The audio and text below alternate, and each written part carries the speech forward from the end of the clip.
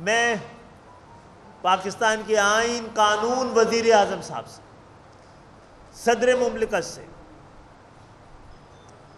आइन के मुहाफ़िज़ों से, कानून के मुहाफ़िज़ों से, पाकिस्तान के ज़मीर से सवाल करता हूँ, क्या आप हमें सिर्फ ये तो बता दें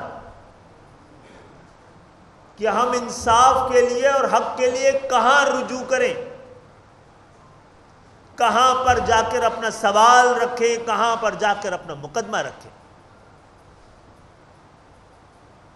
सबसे पहले तो गुज़श्ता 50 साल में हर होने वाले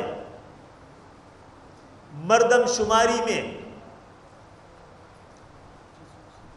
सिंध के शहरी इलाकों, ख़ास तौर पे कराची की आबादी को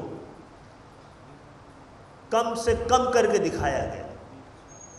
हर बार डंडी मारी गई, पिछली दफ़ा डंडा मार दिया गया।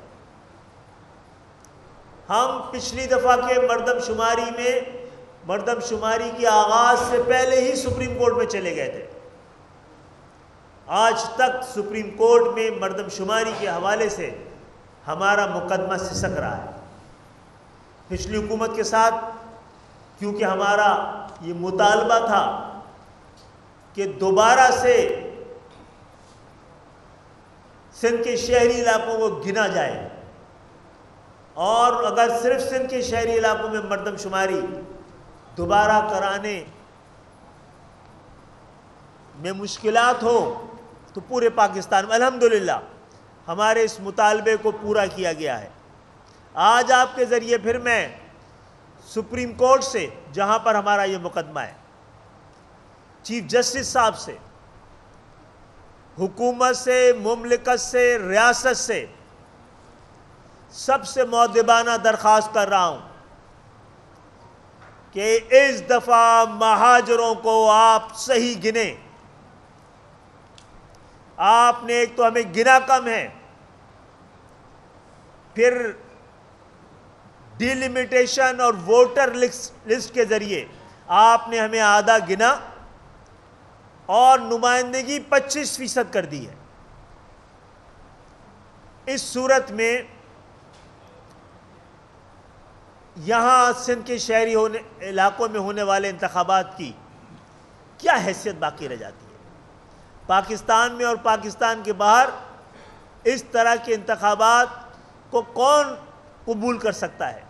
कौन सा आइन और कानून इसको तस्लीम करेगा?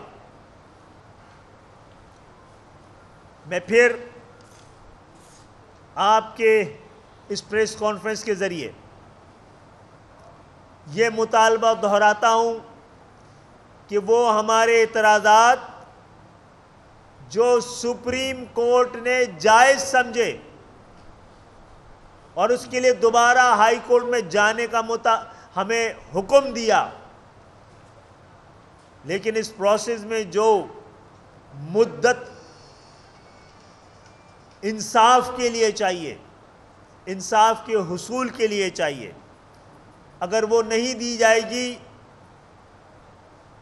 तो 28 तारीख को होने वाले इंतखाबात के नताइज को सिंध के शहरी इलाके तस्लीम नहीं करेंगे।